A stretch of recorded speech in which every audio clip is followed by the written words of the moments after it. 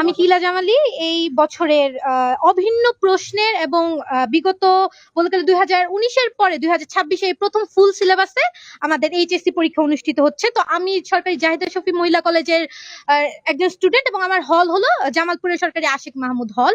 তো আমাদের যে হল, আমি বিজ্ঞান বিভাগের, আমাদের এক হলে ছিল আমাদের 100 জন।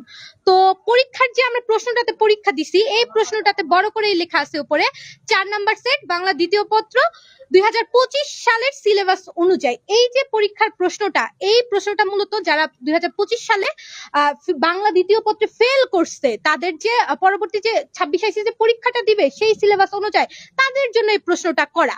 তো হলে যখন আমাদেরকে প্রশ্নটা দেওয়া হয়, স্বাভাবিকভাবে আমাদের শিক্ষকদের প্রতি আমাদের একটা আস্থার জায়গা আছে। উনি যে আমাকে প্রশ্নটা দিবে ওটা অবশ্যই আমার সালেরই প্রশ্ন দিবে, এবং বর্তমানে যে শিক্ষা ব্যবস্থা, আমাদের শিক্ষামন্ত্রী উনি যথেষ্ট কড়াকড়ি ভাবে জিনিসগুলো নিয়ন্ত্রণ করছে, তাই না? সেইখানে দাঁড়ায় আমি যদি কেউ যদি এখন আমাকে প্রশ্ন করে যে কেন তুমি পরীক্ষার প্রশ্নটা পাওয়ার পরে 2025 সাল এটা লেখা আছে এটা তুমি লক্ষ্য করো নাই, প্রথমত এটা আমার দায়িত্ব ছিল না। আমার দায়িত্ব ছিল আমি এই প্রশ্নটায় কতটুকু অ্যান্সার আমি করতে পারবো, সেটা আমার দায়িত্ব ছিল।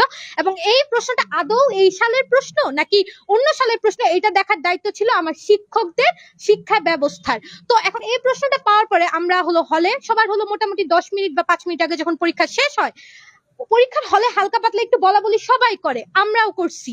এখন আমাদের বলা বলিতে আমরা দেখা গেছে যে ধরলেন সমাজ এখানে 10টা দেওয়া আছে, উদাহরণ 10টার ভিতরে আমাদের 5টা অ্যান্সার করতে হবে।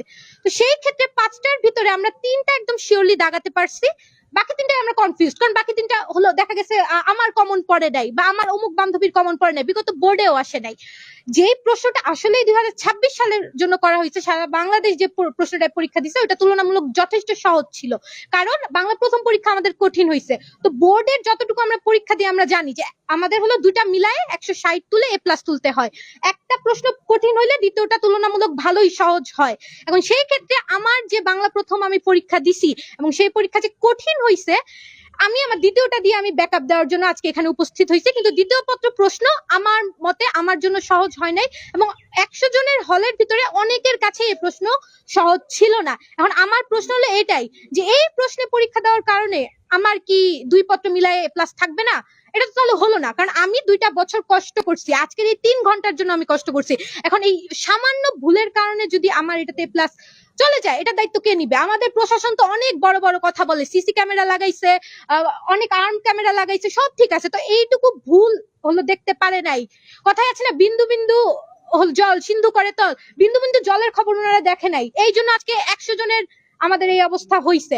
এখন আমাদের দাবি হলো এটাই যে আমাদের যে পরীক্ষা আমরা দিলাম, আমাদের যদি পর্যাপ্ত পরিমাণে ছাড় দেওয়া হয় এবং আমাদের A+টা আসার ক্ষেত্রে যেটা সর্বোচ্চ মার্ক, যেটার উপর ডিপেন্ড করবে আমি পরবর্তীতে কোন বিশ্ববিদ্যালয়ে পরীক্ষা দিতে পারবো, সেই ক্ষেত্রে যদি আমাদের সর্বোচ্চ ছাড় দেওয়া হয়, আমরা জিনিসটা